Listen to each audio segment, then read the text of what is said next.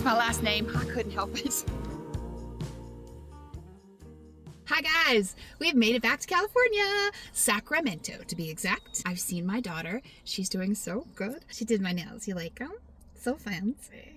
Okay, I've already kind of messed them up a little bit, but whatever, they're still very fancy. She's doing really well, so I am very, very happy to see her and how good she's doing. But it was actually with a very mixed bag of emotions that I drove back into town. Mostly, I'm just very excited, was very happy and excited to see her. But there is this other part of me that has had quite a complicated relationship with Sacramento. When I first moved here, I was under the impression that we were only going to be here for a short while and then we would be leaving. So I actually moved from Hawaii to move here, and then that didn't happen. We didn't end up moving. So then after a series of events, unfortunate events, well, not all of them unfortunate, but after a series of events, I ended up being here in Sacramento for a little over, I don't know, over a decade and a half. And the whole decade and a half was for somebody else. It was to make someone else happy, or because it was what was best for somebody else. And I'm glad that I did that. It was the right thing to do, but I do have to acknowledge that somewhere along the line, this place very much started to feel like a cage to me. And I don't mean to say that Sacramento itself is a bad place, because it's certainly not. It's a fine place. But because of my personal experiences here, it feels very suffocating, and it's just not a fun, pretty feeling inside. So I felt that pretty heavy driving back into town. Obviously, mostly I was just feeling excited, and I'm still very, very happy and excited. But, you know, driving back into town was a really kind of heavy feeling for me.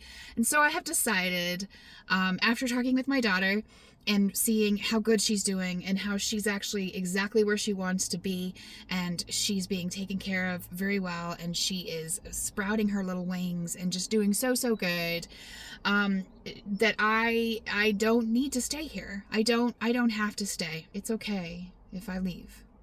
And so I'm going to.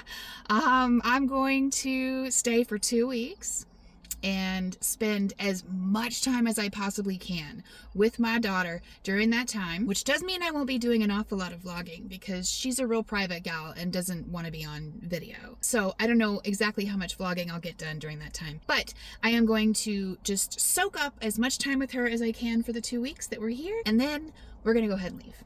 We're going to continue the adventure, kinda.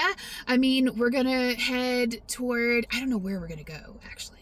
I haven't decided, but that's in 2 weeks. For the next 2 weeks, it is Operation Daughter, because that's a fun operation. And then we'll move on to the next fun operation after that. So it turns out I got a couple of gifts while I was away. They came in after I was already gone, and so obviously I couldn't get them, but I got them when I came back into town, and I just wanted to open them. There's just 2, so I thought I would open them just here in the vlog, if that's all right with you. Let's get started. What a lovely surprise it was to come back to it too, by the way. So thank you very much for giving me an extra reason to be happy to be back here for a minute. We're going on adventures, we're going on adventures. Who is sending us on adventures? Oh. Jenny. Oh my gosh, wait, the other one's also from Jenny. Jenny! Hope you get out of the heat wave and fires near Sacramento. Love you, darling. Jenny, oh my gosh, I can't believe that. That's so cool, and this is so great. Thank you so much. Okay, but we're not done with you, Jenny. Hold on a second. Jenny, I can't even begin to tell you what you have grown to mean to me, the things that you've said to me in your comments, the way you make me feel just loved and appreciated and cared about, and I cannot begin to tell you what you've grown to mean to me. So thank you so, so much. I haven't even opened it yet, but thank you anyways. It might be this. I don't know yet. I think it is. I'm so sorry I didn't get it before the summer, because then I could have really tested it out. It's like a portable air cooler. Yeah, it looks like you put water in it. Cold water, which I can just use my handy dandy refrigerator to make it cool.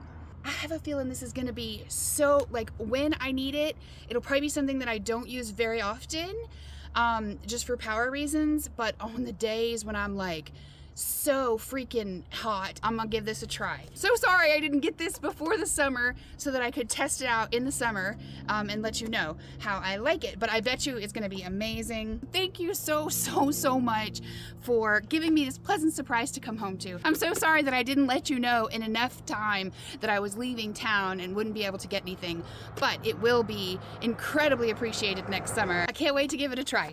Thank you so much, Jenny. I missed it when I first opened it, but Jenny also sent me a card. It's so pretty. And I have another gift from y'all. I got this with the Amazon gift cards from y'all. And I also got, okay, I was going to get a camera. I wanted to get a camera, but I also really wanted solar on the top of my roof because I'm tired of being shackled to the van when it's time to charge, and it's time to charge like every other day at the very minimum. I wanted that bad enough to forego getting the camera for now, but I did get the gimbal. So I am gonna learn how to use this, and then we will have steady footage. And later on, when I can see it back up again, I'll get a good camera. But I hope you understand why I had to go with solar for this go around. But now the big trick, the magic trick, is going to be me by myself installing this Mama Jamba 200-watt rigid solar panel up there. Can she do it, guys? I think so. Let's see. Step one, we got it out the van by ourselves. I had some help from my daughter getting it in. Oh, hell yeah. Look at that. I'm a strong, independent woman. Oh, sorry. Don't look at my boobies. This, can you see, is what I got to install it. Because again, I'm doing this by myself and I am no builder. It's supposed to make it easy. So we gonna see. It's a bifacial one where like it's transparent on the back. So it gets like the backward one sun as well. And it's supposed to be like one that gets sun even when it's a little shady. And even though we are a little hazy right now, I'm hoping that I can still get just enough sun to make sure they're gonna work.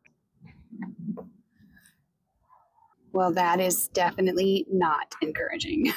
So I changed the cord that I was using to one that I know works, and it does seem to work. So I don't know if it's just that other cord, but I need the longer cord for it to work. So I'm gonna just try it again.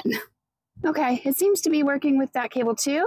Maybe there just wasn't enough sun coming through, although it doesn't look a lot better now. So I don't really know, but I'm gonna go ahead and install it because if I don't, I won't have anywhere to sleep tonight. So. By the way, if you are wondering about the brand, it's CalSun. It gets pretty good reviews. It was like $180, I think. I'll let you guys know how I like it. Not sponsored. I might have lost the directions for how to install it. It's possible I lost them. Maybe. Ah. Okay, so I'm supposed to put the doohickey in the doodle bob and turn it to the right. That's what I'm supposed to do. 26 inches. Remember that for me, guys. That is a lot longer than 26 inches. Okay, I think I'm gonna have to inch them together a little bit at a time. Okay, let's measure again. I think I have it, ladies and gentlemen. So I'm gonna be putting these grabby, hooky, feedy things, and this will grab onto the bar. It's supposed to be like the easiest way to install a solar panel. It was $80, but like, it was $80 and I get to install it on my own, or I got to pay somebody else $300 to do it. So, come see, come ça. I'm trying to think though if I want to, because it's like saying to install this stuff onto the solar panel before I put the solar panel up on there. But I think I'm going to kind of need to shove it a little bit. And I think this might inhibit that. So I'm going to do it a little different than they say to do. And I'm going to put the solar panel up there first and then install this. And I'll let you know if that's a mistake at the end. I want that up there. Where's my... It didn't work. This part scares me. Eye of the tiger, it's the thrill of the fight. I can do this. It's not that big of a deal. Oh, yeah, see, it's fine. It's fine. I got this. Oh, it's a big Mama Jamba. Oh, goodness. Why do I feel like I'm gonna break it? Oh my gosh. Okay. Okay. I'm going to the other side. Woo! We're doing it. doing it. Nobody ever did it like we did it. I gotta find the holes again. Wait, I don't think I measured right because the holes are not lining up now. We're on hole duty again. Hold on. I think that we're close enough to start the next step. All right, does that make sense to y'all? Because it's not making sense to me yet, but I'm sure that it will if I just stare at it for another 12 minutes or so. So I'm having a hard time getting a camera angle up there so you can see what I'm doing. So I'm just going to show you. This is just going on either side. This goes on the inside of the solar panel, and then this goes on the outside of the solar panel. And I'll show you when it's up there, but I don't really have any place to put the camera for you to see up there. Okay, I'm kind of having to go fast because it's starting to rain. But now I'm going to take this, which is what's going to clamp onto the crossbar, and attach it. I'm going to try and show you that part. So now we put this, we have to push that up, put this. It's hard to do one-handed. I'm basically just going to do it like that. See? And then I'm going to put the thing up there, but I'm going to have to make it a little bit more straight, but I need both hands for that. But hopefully that showed you at least kind of the basics of how it's done. Okay, good buddies. So this is attached to this, which is attached to this, which is attached to this. And I can't go more than 75 miles per hour, but that's okay because I never go more than 60. And I have just for now run the cord through the back. I'm hoping that's okay. I'm gonna have to do some research. But even with like almost no sun, it's still getting, like, I know that's nothing, but still it's like encouraging to me that it would even get 4 watts in these conditions. So I am so excited to see what kind of a life-changing situation I think this is going to be for me. I think it's really going to help because I won't have to literally, actually myself set up the solar panels every time I want to get sun. Like, it's just always going to be there. It can be charging while I'm doing my hikes and exploring things away from the van. And I just really think it's going to change my life. So that was another gift from you guys. So thank you so much. And I will definitely report and let you know, how well it works. This is one of the things that is kind of frustrating about living in a van, because I don't want to throw that away yet. What if the thing breaks? Or what if it doesn't last 30 days and I need to send it back?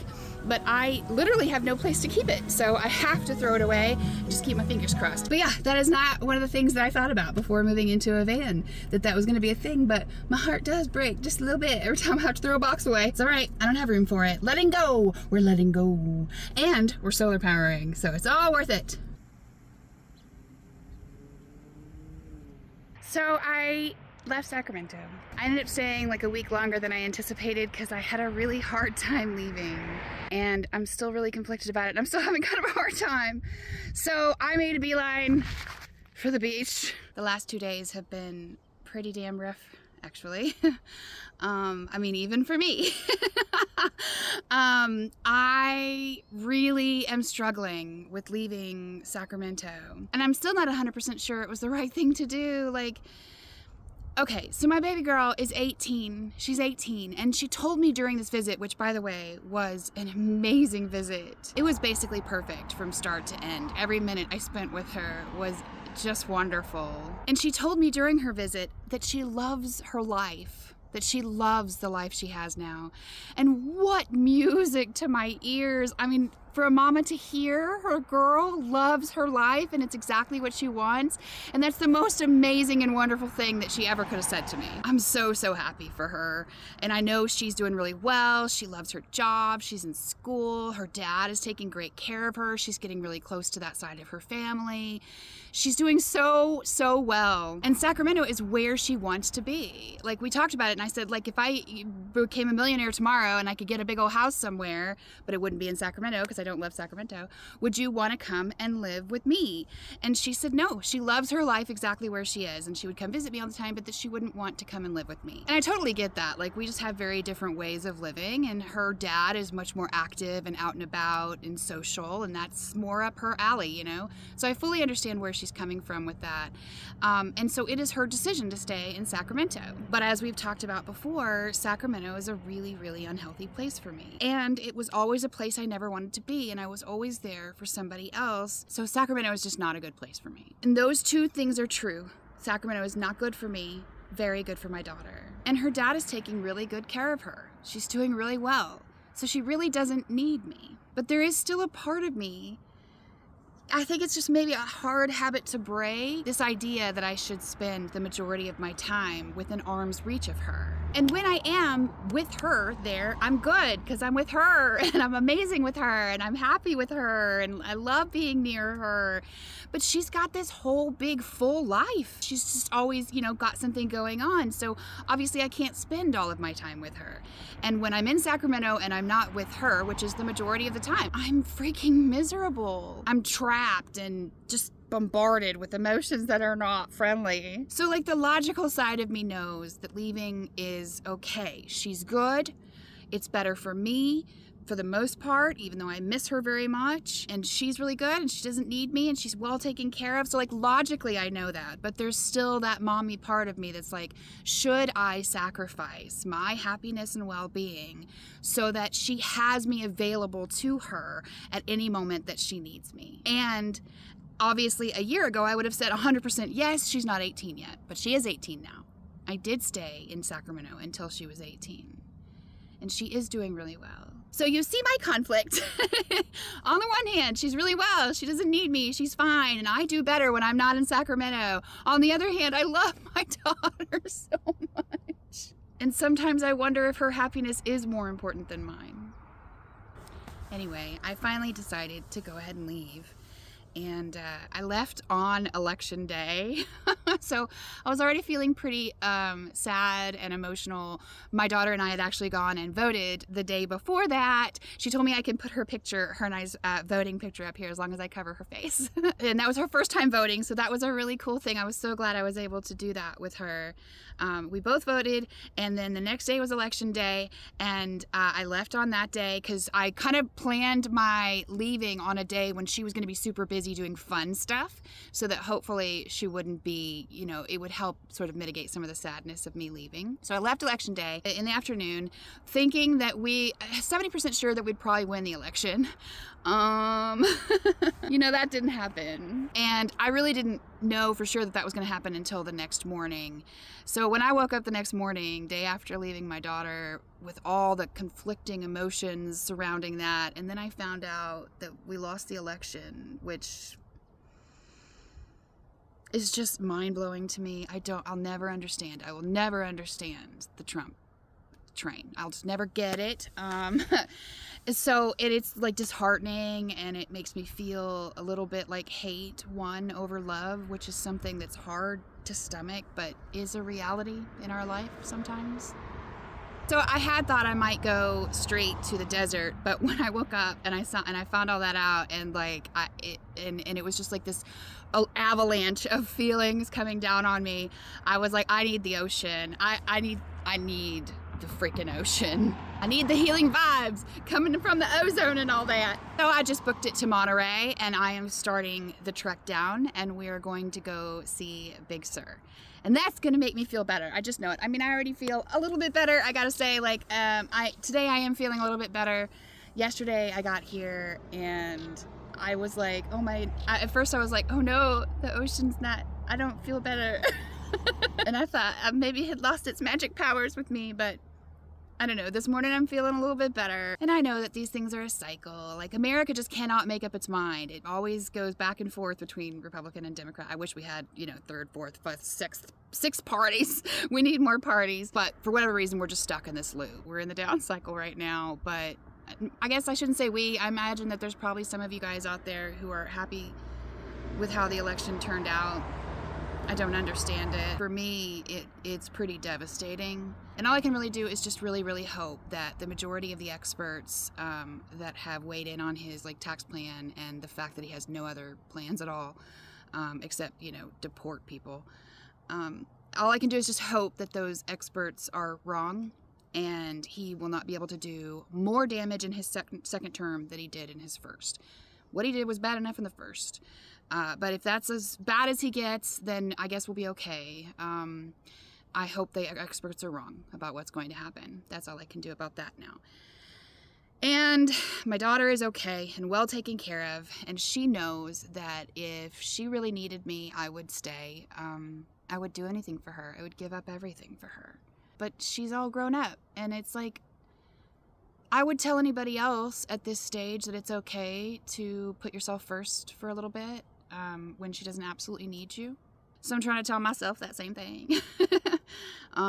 Although I'm still conflicted. And I have a feeling there'll probably be some people out there who's saying I am making the wrong decision. I'm being a bad mom.